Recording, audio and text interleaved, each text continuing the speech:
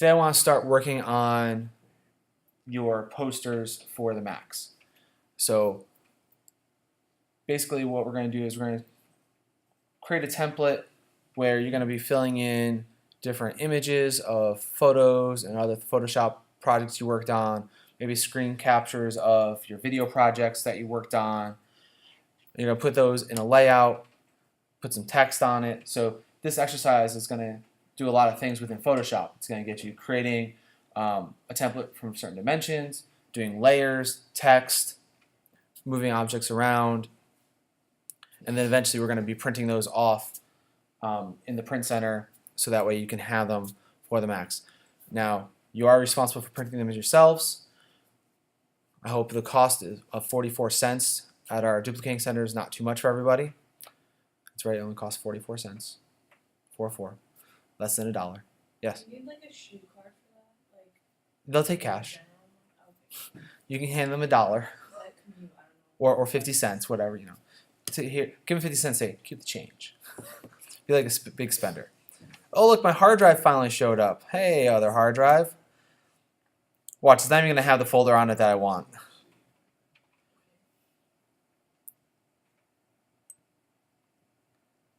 Oh, it doesn't have the folder I was looking for anyways. Great. Well, I could use these photos. These will be fun. Okay. I have options. That's what I want. Okay, so first thing is first, before I even open up Photoshop, I'm going to go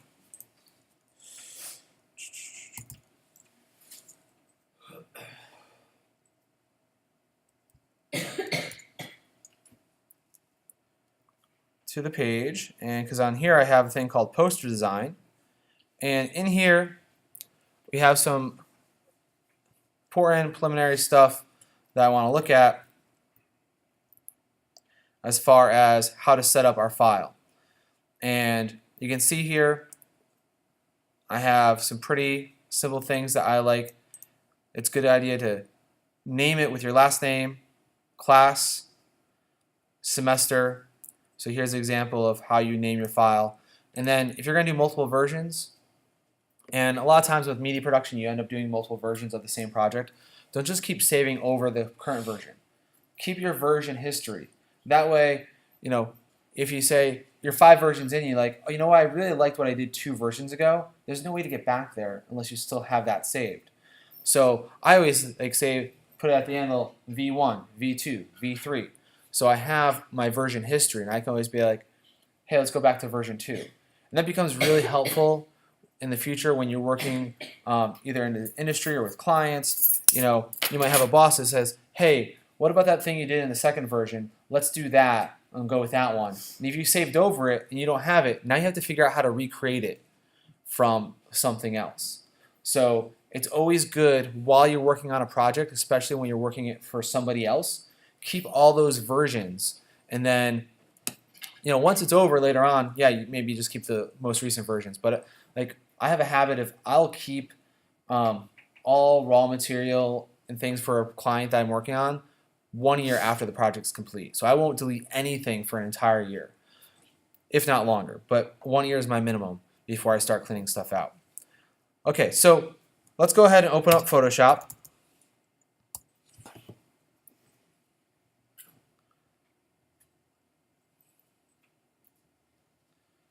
And this a new screen, okay. Wherever your screen looks like, whether it looks like this or it doesn't, just hit, you know, find where it says create new. Don't do an open. You can go file, new, create new, whichever one is, and get to a screen that looks like this. And you're going to use the custom settings. So find where it says custom and click on that. Now before I go any further, don't go too fast. This is where I'm going to refer back to the website. You'll see here I have dimensions that you should be. So it's 11 by 17 inches. Now it just so happens that was probably the last thing I did here, so it's already 11 by 17 inches. Now, width and height, this over here by default is usually on pixels. 11 by 17 pixels is going to be very, very, very, very, very tiny. Don't do that. You want to make sure you're on inches. And don't worry about picas. I don't really know what they are. Now, this is also how you're going to orientate it. 11 by 17 is going to be a tall image. If you want your poster to be wide, reverse it. Make it 17 by 11. And that way you could have a wide poster. But by default, we're thinking landscape. We're thinking vertical, not landscape. Here's your orientation. You can even change your orientation here. And I think I also have, now the next thing you see here, DPI, which is your density of pixels per inch. So this is your resolution. How much image information are you putting there? And because we're doing print, we want 300. So that means for every inch of space, there's going to be 300 pixels of image, of information. If we're doing something for the web, we might only do 75 DPI because on the web, we want it to load faster. If we're doing high resolution stuff, we want it to be a high resolution. Color mode, either use RGB or CMYK color. Now background contents. This is a preference thing. By default, you see it's white. So you're going to have a white background. No matter what you do, the background's always going to be white. And for this, what we're doing now, you could leave it that way. It's not going to be that big of a deal because you're going to end up covering stuff over it anyways. If you're going to be creating, say in a scenario where you're creating images for your videos, like you're creating graphics to go on top of a video, you would not want to keep a solid background because then when you put on your video, the whole thing is going to be white with whatever image on it. You're going to lose your video. In that case, I always click on this and I scroll down to where it says transparent, then you get a transparent background. And that way, in a case where you're doing web design work or you're doing video work, when you now bring that to another project, if you're just creating, like, say, a logo or a lower third to go on a screen and the background's transparent, then you'll be able to see through it to the video below or the image below. If you kept that on white or black or another color, that color is going to be behind it and you're not going to get that transparency. Don't worry about the advanced options right now. So once I'm there, don't forget to name your file. Talked about that already. I skipped right over it.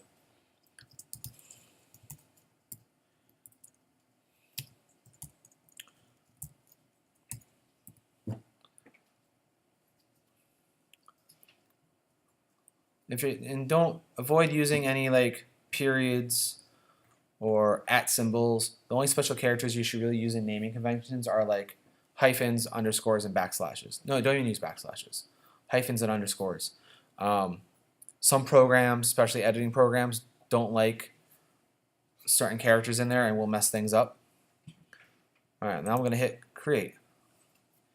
And because I chose transparent, I get this checkerboard pattern on my palette that's showing me that I have a transparent background. If you chose a solid color, you're just going to see that solid color there. Now we have two options for how to create this.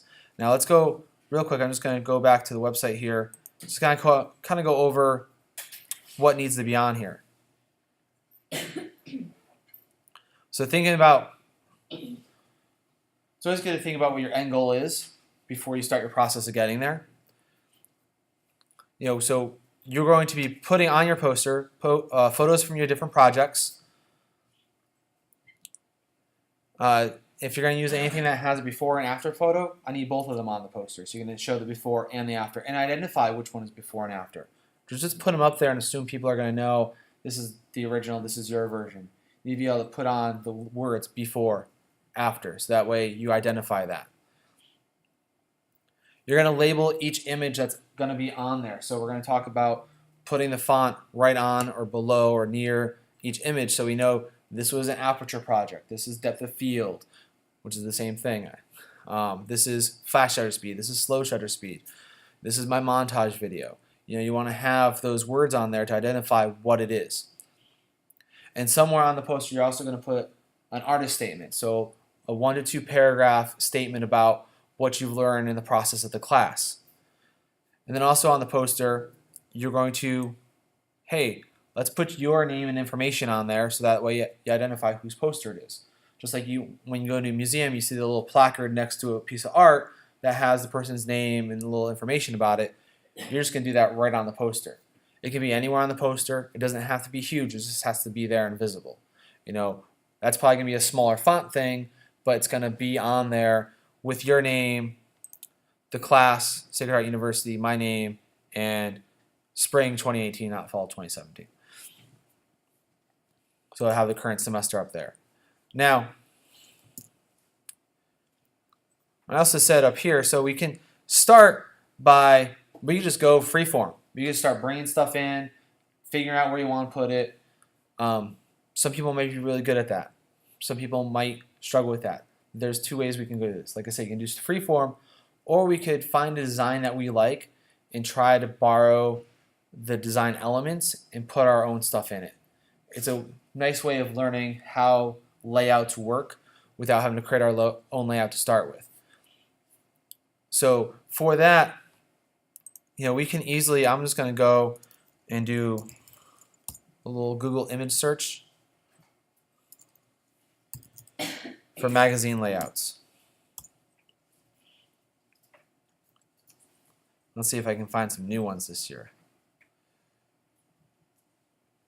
The reason I'm using magazine layouts is because a lot of times they have grid patterns and things that are interesting to look at.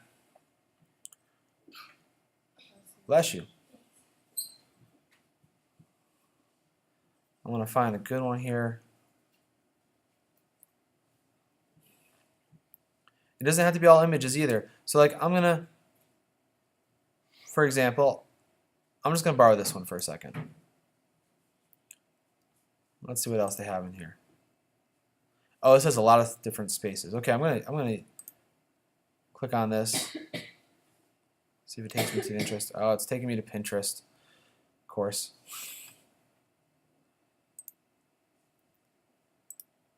So I'm just gonna save this image. So I'm just right-clicking on it. You could also do a screen capture. Does anyone know how to do a screen capture on Mac? So let me just download this first. To do a screen capture on a Mac, so if you found something that was copyrighted, obviously we're not really going to use this image. We're just using the template for it. But if I wanted to screen capture anything, if I hit Command-Shift-4, my mouse turns into these little crosshairs. You see that? And it actually shows me where on the screen it is. Once I have that, I can now draw a box around any part of the screen, and it'll take an image, and then if I go to the desktop, it saves that screenshot automatically to the desktop. So that's Command-Shift-4, and then I just draw a box around whatever it is I want to take a picture of. Alright, so I downloaded that. I'm going to go ahead, I'm just going to drag it over to my Photoshop right here. And now obviously it's not the same dimensions right now. I'm just going to make it so it fills my image. I'm not worried about the resolution of it because I'm not going to use it. I'm just using it as a grid layout template so that I have a grid to start putting my information onto. So to resize in Photoshop, I could grab the corner here and I could start doing this, but this isn't always good. This is probably the worst thing you could do. See what I'm doing here? I'm stretching it. I'm making it fat. I'm making it skinny. That's not good. Just go ahead and escape right there. Oops. Went too far back.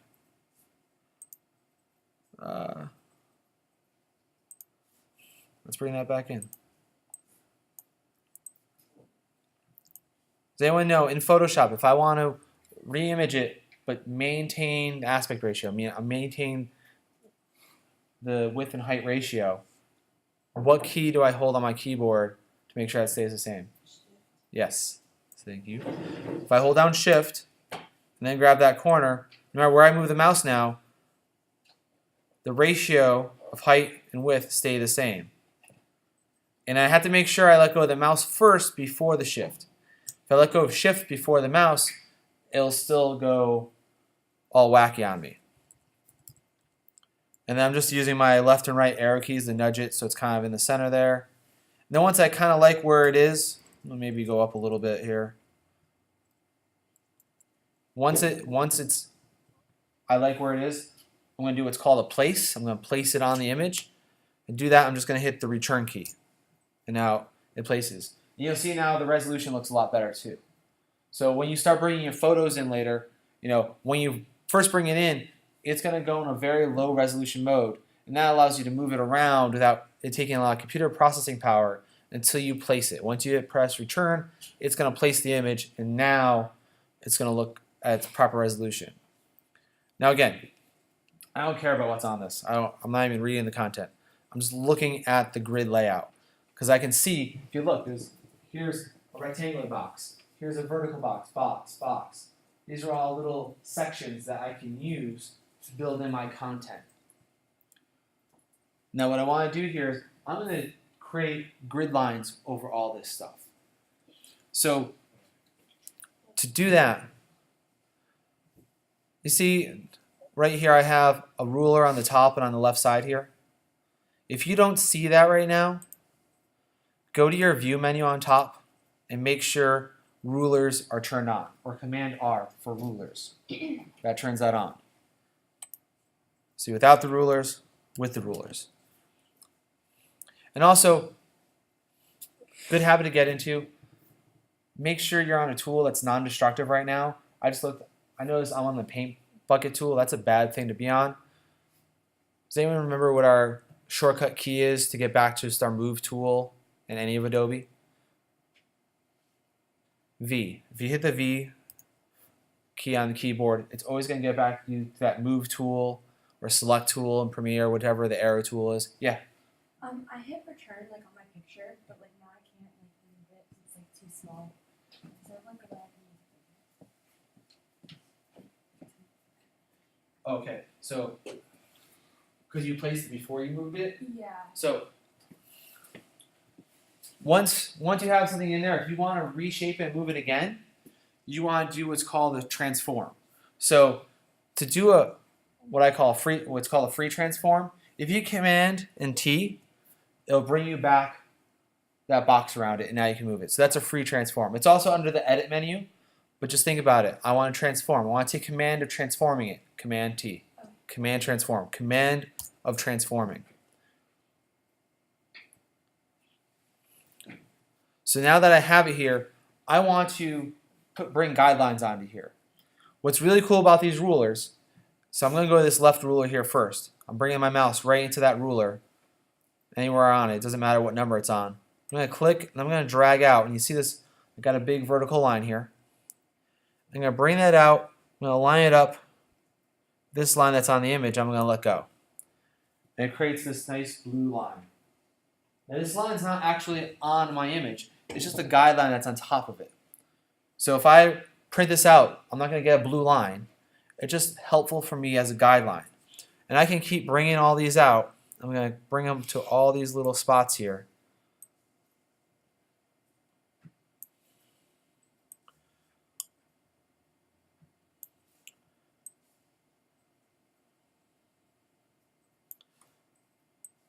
Then I'm going to do the same thing with my horizontal lines, dragging down from the top.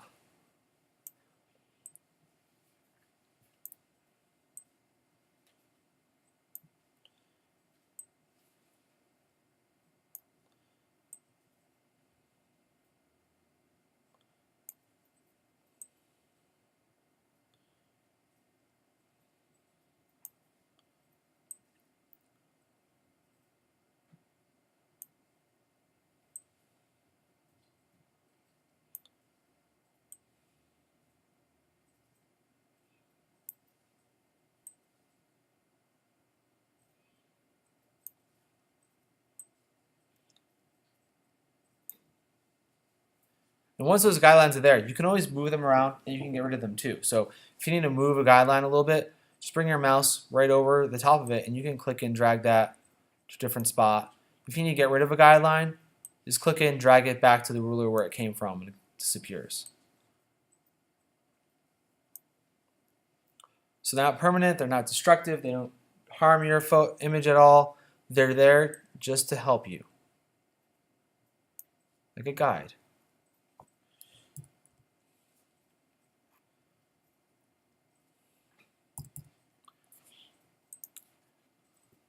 Okay, so now once I have all this here, I don't care about this image anymore. This image is dead to me. How do I make it so I don't see this without getting rid of it? Who remembers what I need to do in Photoshop? If I want to I want to hide a layer. So this is a layer. I want to hide it. Juliana. Click on the hide button. Yeah, click on over here in your layers area, wherever it is, click that little eye and it goes away. And now, I'm just going to hold on real quick. I'm going to create a different color background real quick just so you can see this.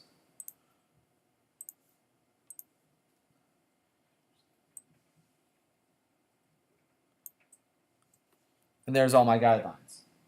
And now you can see a pattern of everything that was on there. So, let me bring this back up here. When you look at the original, it looks like this is long, this is short, it's long, short. You know, it looks like all different kinds of dimensions. But when you trace all those guidelines and you take away that top image, you can see a repeated pattern. You know, this very structured grid pattern that they follow. And these so what you're seeing is that, you know, some of these sections, maybe that top section is taking up 4 different parts. So you can have it go over 4 different parts, maybe 2 different parts. You know, it varies of how you use it, but it's a guideline to start from. Again, you don't have to necessarily create your poster this way. This is just a nice helpful way to start with if you don't know where else to start from. So I'm starting with a pattern.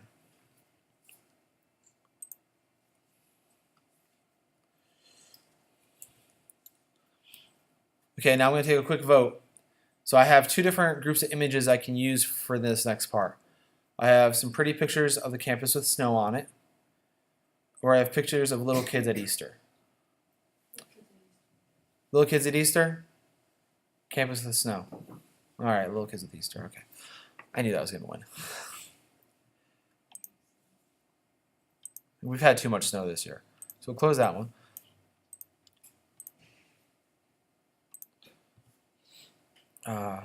So here's kids at Easter. Oh, that's not kids. There's kids. Okay, so now I need to start bringing your images in to Photoshop that you can use.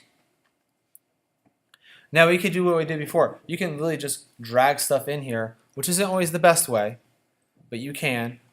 You could also do a file open. So if I knew I had a group of photos I wanted to open, you know, I'm going to go file open. I'm going to go to my hard drive, Easter exports, 67. That's going to be a lot. I could do this way. I could select them all and just hit open, and it's going to go through and open every single one of those images. I feel like that was a mistake. Oh no! I'm being damaged. Oh no! Something happened to my files. It's not good.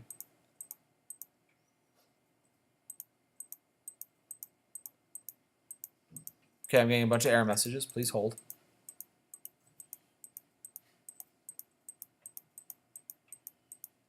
I don't know what happened.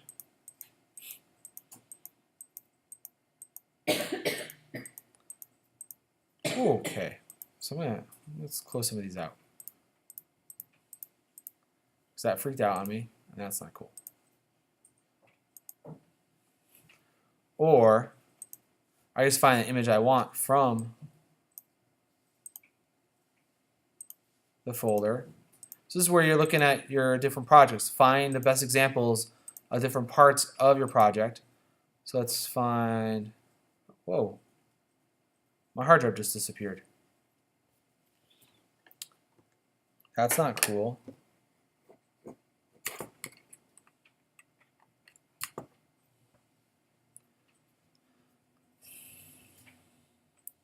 Try this again.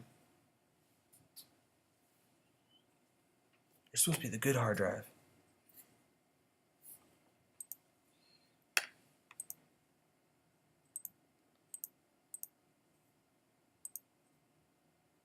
All right, so I'm going to take this photo right here, and I can just click and drag it in. And now you're going to notice, especially if you're using your original photos, it's kind of large for the space. I don't need this to take up half the image because I need to get a lot more pictures on here. So again, I'm just going to, okay, this will be my top left corner. So I'm going to put it in this area. Now it's cool, now that I have these guidelines on, let me show off this orange. Oops. Back up, shut off the orange. Drag this in. Now that I have these guidelines here, you'll notice as you start bringing your images around, when the corners get close to the guidelines, it snaps right to them. So now you have a helpful thing that gets you to go right where you need to be. And now I'm going to also hold shift. I'm going to make it come down. I really just want it to fit in this area here. But I want it to actually fill down to this guideline down here.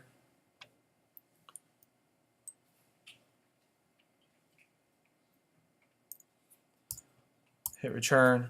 I'm going to keep the orange on in the background just so you can see a little easier. Now, I really just want it to be within these two rectangles here. I don't want it to go to this third rectangle. So I really want to chop off part of this image. What I don't want you to do is I don't want you to squeeze it like this to get in there because now the photo looks wrong. Right? That is a squeezed photo. So we don't want to do that. What you're going to do first is move it within the image to be where you want the image. So, oops.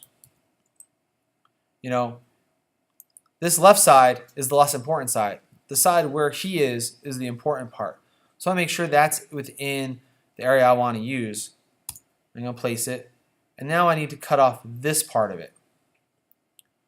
So this next process gets a little tricky. I'm going to do it a couple times because it's a couple steps. So basically, I want to do a crop action where I want to crop out this part and leave that part. But I don't want to use the crop tool because the crop tool does not work how you think it's going to work. If I use the crop tool in here, basically it's going to, whatever I highlight in the crop tool, when I hit crop, everything else is going to get deleted. Everything. And it's going to change the size of the image, of the poster, and everything. I don't want to use the crop tool. What I want to use is the marquee tool right here. So I'm going to grab the marquee tool and I'm going to draw around the part that I want to keep. So I just took the marquee tool and I drew a box around what I want to keep. Again, because I'm using the guidelines, it's helpful. It's snapped right to where I need it to be. So, let me back up for a second. Come on. Deselect. Let's say this image was slightly bigger than the box as well. If I use that marquee tool now, it's only getting what's in that selected area of the box because I'm using the guidelines. And now, I just hit delete, right? Oh, first of all, you might get this error. This is because I opened up the image, it was just a JPEG. If you bring in your raw photos through Photoshop, you probably won't get this, but you might get this error where it says could not complete your request because the smart object is not directly editable. It's an annoying message. I don't know why they haven't just figured out a way around this. So when that happens,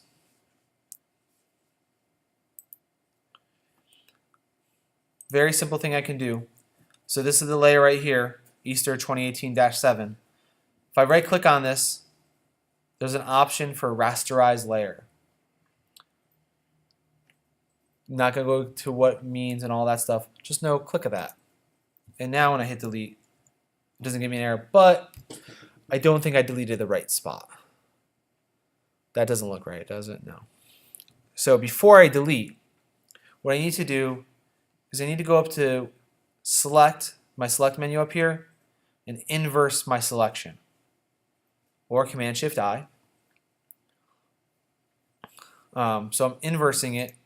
And what that's doing is now you see the dotted line around the entire image and the dotted line around here. That means everything else except for what I want to keep is selected. Only on that layer though. Make sure the layer you want to affect is the one selected in your layers menu. You know, if I have the rectangle selected now and I hit delete, oh, it's going to give me the same error there. Rasterize. You know, I'm going to delete the rectangle. I don't want to do that right now. I just want to delete the extra part of that image. So make sure you have it selected in your layers menu. I've inversed my selection, so everything but what I want to keep is selected. Now I hit delete, and I've cropped down that image to fit into that square. And then make sure I don't destroy anything. I'm going to do a Command D to deselect, or I can go to the menu and select deselect, and hit the V button as a safety thing to get back to my move tool so I don't actually accidentally destroy anything.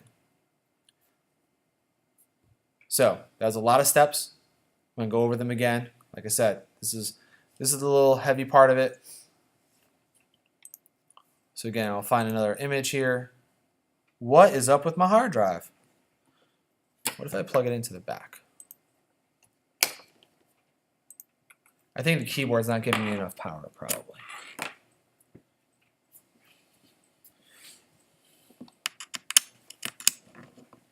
For the price that this hard drive costs, it should not do that. Easter, there we go. What's an FMA?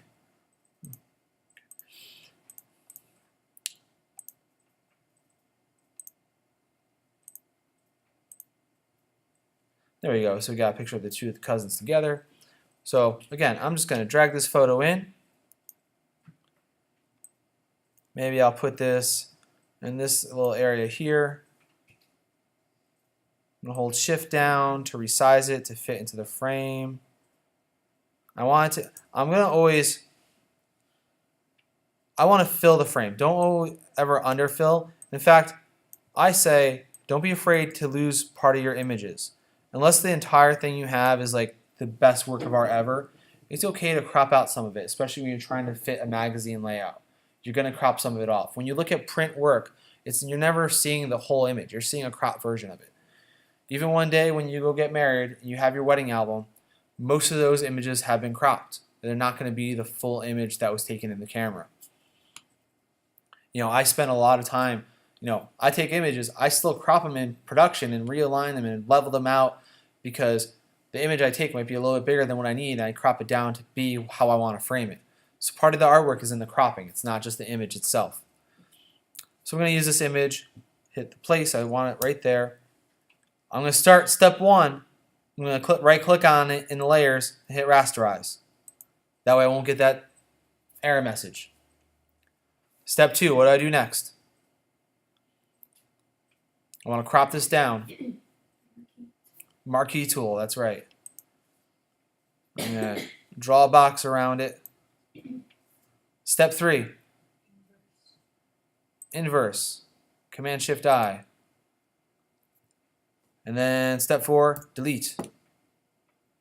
Step five, Command-D to undo my inverse and go back to my move tool with the V letter. And now I place two images and they're both on the screen. They've cropped down. Looking at this in reality, because they're looking in different directions, I'd probably swap which sides they're on. In fact, I'm just going to do that now. It should be over here. Oh no! We're going to put that back over there. So, if you look at this when I move it on, look at this part right here. There's still part of the image attached to it. That was off screen when I did the delete part. Because the marquee tool only goes what's on your actual print layout. Anything that's off screen, still attached to the image, was not affected by that delete action.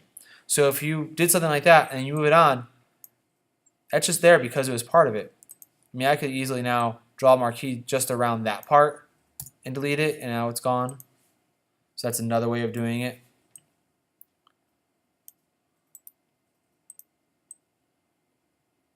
I might move them so they're that way. But, oops.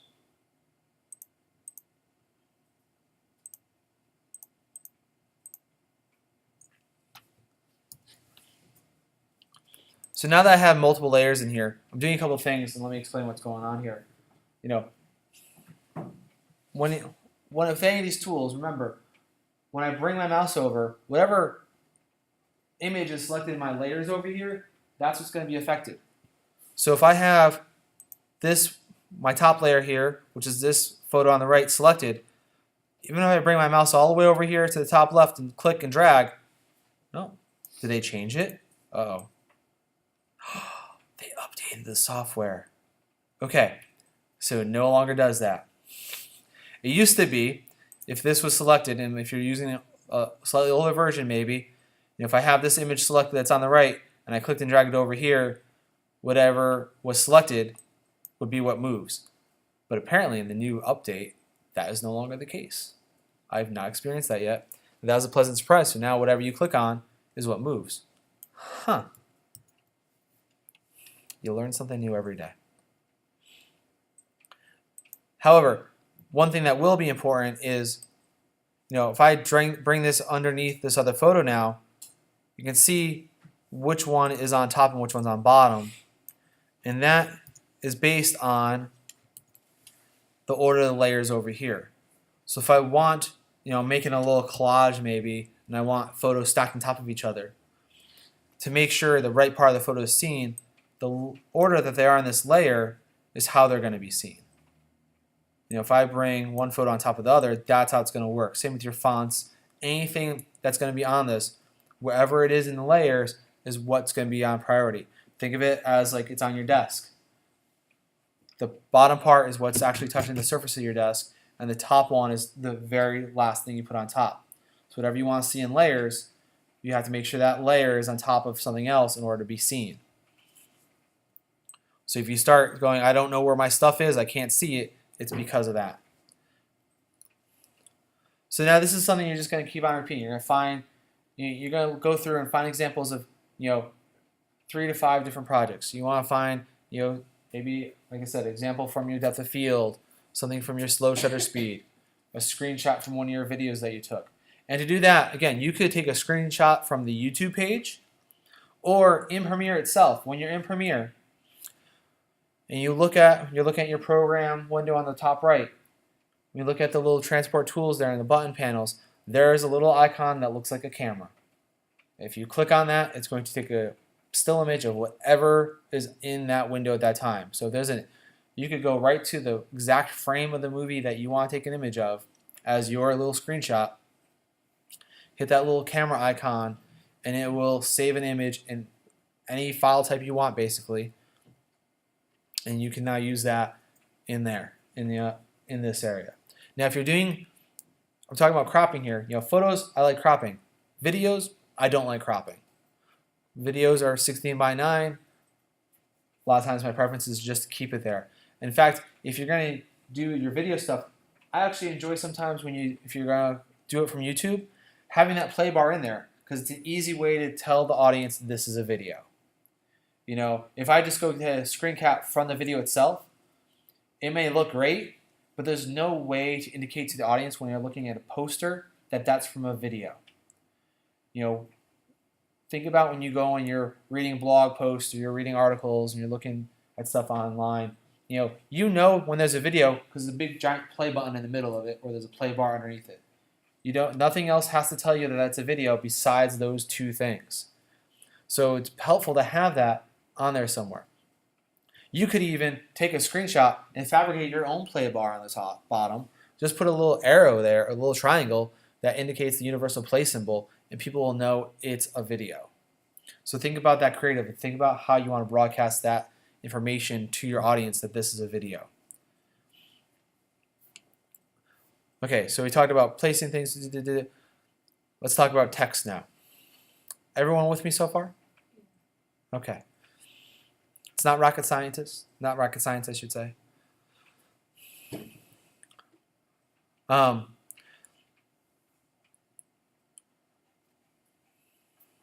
So text. On the left side here, you got your little text icon. There it is. Your type tool. Shortcut T. And they got pretty fancy graphics come out now with it. There's also a vertical type tool. So if I click and hold on it, you can see there's different kinds of type tools. I'm just going to use the horizontal type tool for now. And remember, once I click on a tool in Photoshop, the top bar now has all the settings for that tool. And so we see we got font, the weight of the font, so whether it's bold, italic, stuff like that. The size of the font, so it's 24-point font. That might be too small, that might be too big. We're going to find out. You have the alignment, left, center, right justified. The next thing, do you see something that might be a problem if I start typing right now? I got orange font on an orange background. Because the last thing I did was select color, and I selected that color, and it retained that information. Now if I start typing right now, you're not going to, unless I'm typing right on the image, you're not going to see anything. So I'm going to make sure I come up here to my orange color, select something different. I'm just going to select black for now. And hit OK. Now it's different. And I'm also going to change I'm going to put the center justified. And now I'm going to come over here, and I'm going to just click on top of this image. And I just typed Easter egg hunt. I'm going to click off. And now that's there. I can bring it down so you can actually read it maybe.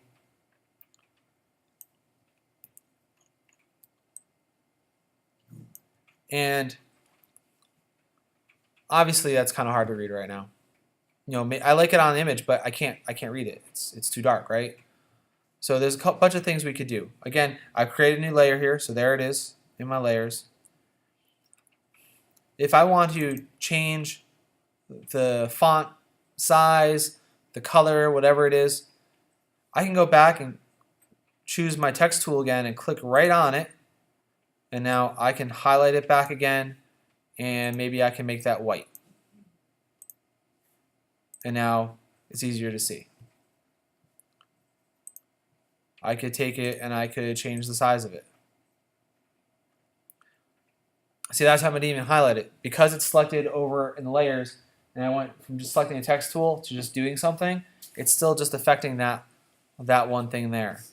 I could change the font if I don't like the font. Apparently now you can do Apple emojis. That is new. I would not recommend doing Apple emojis for the project.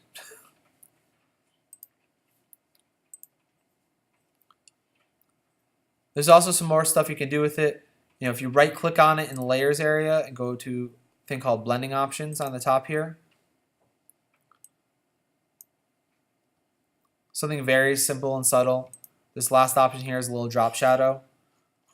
So if I turn that off, you can see the difference here. I just add on a little drop shadow.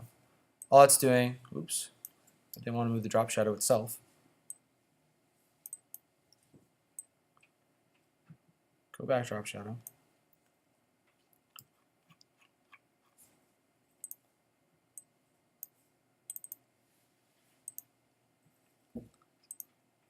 So you see that difference? No drop shadow, drop shadow. It's going from being flat to having a little bit of depth. It's a very subtle thing, but sometimes that when you're doing it on top of an image, having that little bit of depth makes it easier to read. And with that, you can also change the settings for that. You can change the angle that shadow falls. So by moving this angle dial around, you're changing which way the light, theoretical light, is hitting the letters and which way that drop shadow is falling. I could change, with the opacity here, I could change how light or dark that drop shadow is. So if I want it to be very bold, I can bring it up to 100%. If I want it just kind of subtle, I could bring it down a little bit. I can also change how far away that drop shadow is from the actual letters itself, how big it is. Is it blurry? Is it not blurry? So there's a bunch of settings you can fool around with. You can even change the color of the drop shadow. Maybe you have a theme in your whole poster layout. You're going for a spring theme. You want all spring colors. You could do something where it's all consistent. If you are going to use drop shadow, these are consistent for all drop shadows in the whole image now. If I create another one, they're going to be the same. So that's one thing you can do. Now, a bunch of awesome, helpful features inside Photoshop. If you notice, look what's happening as I'm dragging this around. See these purple lines that are showing up? These are really helpful guidelines for you, because what's doing is it's reading the image that it knows I'm on top of a picture. It's helping me center that text left, right in that image. So as I move it, it actually will snap right there. There's that vertical purple line. It's telling me that's the center of the image. If you stay here, you're centered to the image. And I let go. If I bring this up to this image now, it knows it's on another image and it centers that image. So it's a very helpful tool that Photoshop has developed, or Adobe has developed, to help you align things. Now, it might be not always snapping to what you think it's snapping to, so still use your eyes. Confirm that that's where you want it. You don't have to be centered. I could be bottom left over here. I could be bottom right, top right. Maybe I just don't want to cover up her face, because that'd be kind of mean to Haley.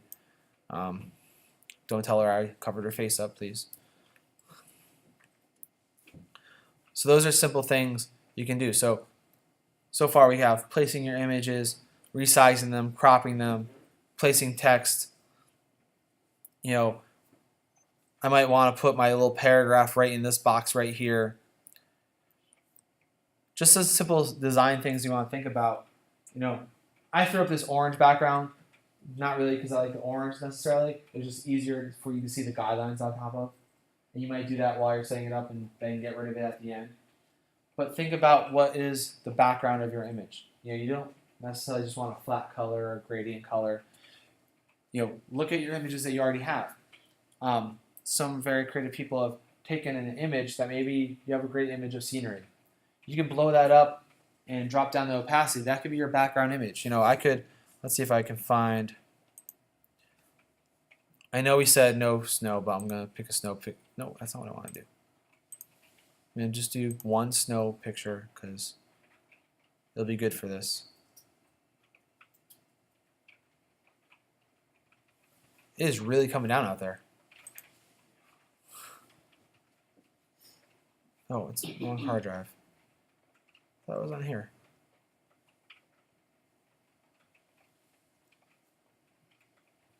I have too many hard drives. No, that's me. It's not helpful.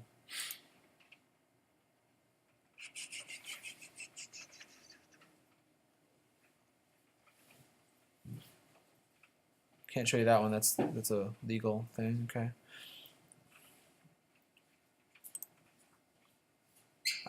Oh, it was on this hard drive, wasn't it?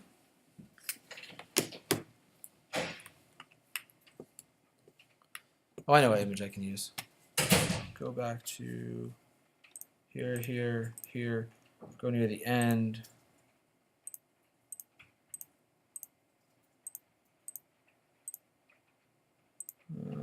I thought I had a wider shot somewhere. I'll just use this picture, whatever. The sun's getting a lot of screen time today.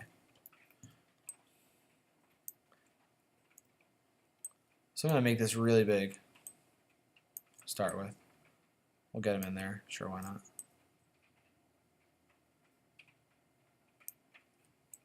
Place it, but I'm going to drop it underneath everything else. Oh, so they covered up his face. Okay, there.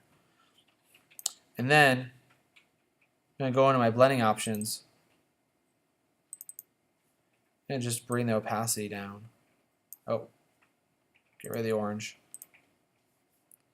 And what I'm doing is, as a background image, you don't want to necessarily pull attention away from everything else, but you want it still seen there. So if you have a nice photo that you've taken that has good visuals and color, but there's nothing I need to focus in on, you can use that as just a background image for the entire thing. It's a very common thing when people do albums for other people. They'll take detailed shots of things that were at the event, and they use those as background images to overlay other pictures on top of. So, I know I always go back to weddings as examples, but That's what I do. You know, you'll see photographers all the time doing detail shots of the tables and the glasses and all that stuff. And you're like, why do you need a picture of all that stuff? Well, when you're creating the album, I have this picture of candles on the table. I can now put that on the background first, bring the opacity down so it's not drawing my attention, and then overlay on top of that some pictures of people dancing. So it's just another way of filling the space with content that you've created instead of just using a color. You know, you're putting in there content of your own creation. Maybe you can create a collage that's kind of dialed down in the opacity a little bit, just so that it's there and it has that feel of here's some artwork, but it's not drawing my attention, but I know it's there.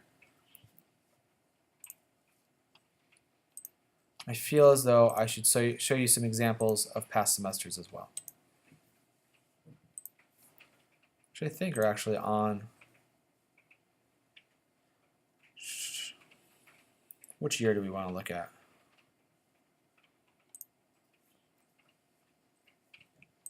Okay, I always use this as an example. So here's Gianna's. Now, of course, I said don't always use a color background, but she used black as a background.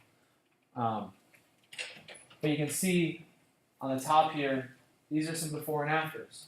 So the original is a little image, and she even did a feathered edge around, so it's not a solid square edge.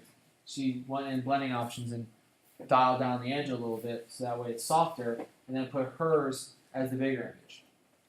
Both of these top two ones, and also this one over here. There's the original, there's the one she created. So that's another way of doing it before and after, picture-in-picture kind of thing. And here you have everything's labeled: photo emulation, composition repair. That was another project we don't do anymore. Selective color, scenery shot. There's our artist statement. Portraits. So that's another extra thing she added in there as a thing. And then the other requirement of having your name there, and she also created a fictional company name.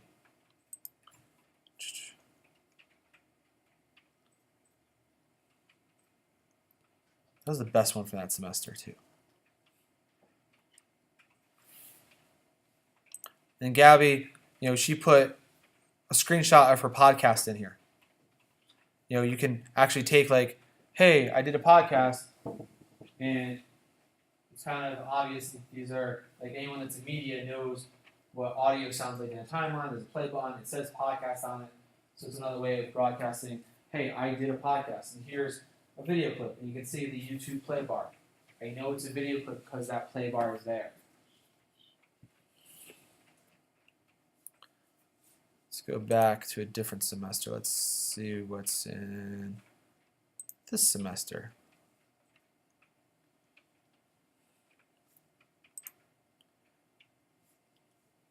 Got it. So here's an example of using a photo in a background over the text. Oh, that wasn't in my class. That's why I was like, I didn't recognize that one.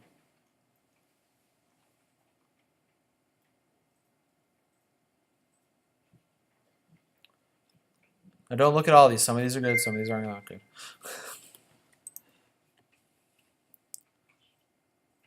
And here's another example. Here's an image in the background. It's there, it's part of it, but it's not the main focus of it, and you still have images on top of it that are part of what you're really looking at.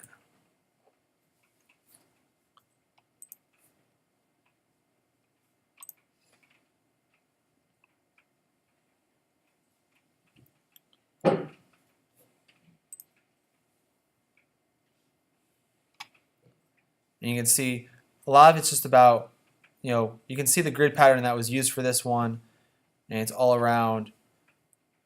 But make sure, again, you keep, one thing this person did not do is put labels on all of their photos. You notice that. Make sure you label everything. Yes, Sydney. Can we play around with the shape of images too? So You sure can. Okay. I'm just kind of going over like the basic layouts. There's some advanced stuff with like doing diamonds and circles. Yeah, like if you, like I said, this is like one way to start with it. You can find a layout that you like and kind of use that grid pattern as a starting place.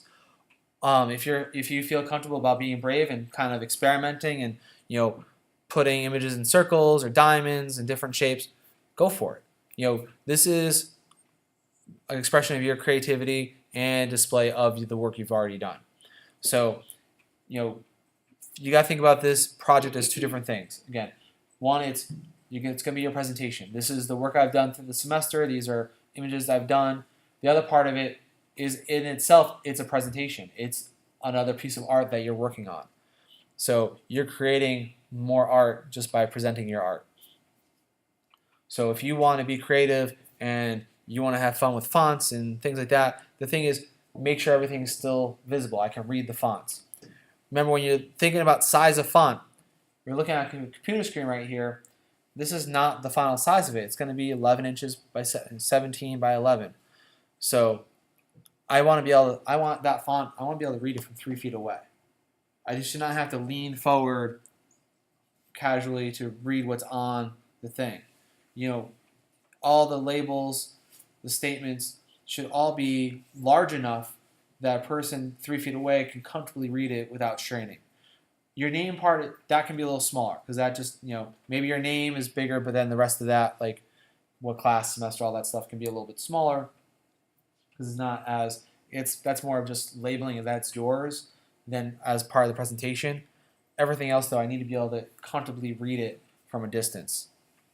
Now, I'm not saying I'm across the hall reading it, but when I'm staying at the table looking down at it, I want to be able to see it without bending over the table. Yes? How many of our projects do you want in the 100. No, just kidding. You should be around 4 or 5 different projects. I mean, if you think about the when you think about the projects, you think about your first photo assignments, pick 1 or 2 images from that very first one, whether it's depth of field, slow or fast shutter speed. You can pick a couple of those. Do something from the emulation project so you can see a before and after. I would say try to use one of your screencasts from one of the videos, and also get in your, like, if you did a good job on the Photoshop repair, highlight that. If you didn't, don't put it on there. This is also, pick your best work when you're thinking about it. This is a presentation you're giving out. If you did a job on photo repair, because I'll be honest, photo repair is hard. And if you picked a hard photo and you're not great at it, it's not the best representation of your work. Show the best representation of your work on this project. So you're going to look for what are the best photos you did and put them up here. So what I don't want to see is, can I find an example real quick? I should start blurring out names so that way I don't.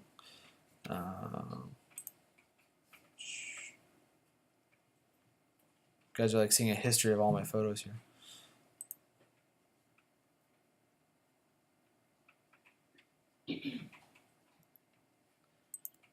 Like this, I would say, is not enough. There's 2 of the same photo, before and after. There's some repair work there.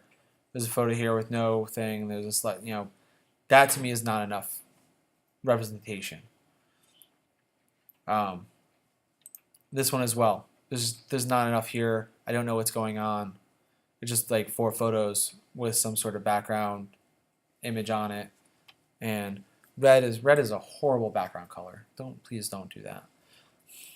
Think about if you're using background colors, think about the colors you're using. Think about your font on top. Excuse me. Your font on top of that color. I want to be able to read it. There are certain color combinations that do not work well. If it's a dark color, you don't want to use a dark font because you're not going to be able to read what's written on there. Oh, here, this one too. There's not enough pictures on here. I feel bad about that point. Some of these people that didn't do well on this, they turned out just fine. But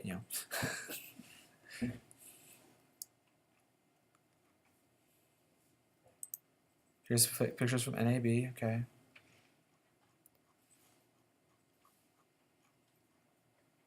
By the way, the sunset in the desert is awesome.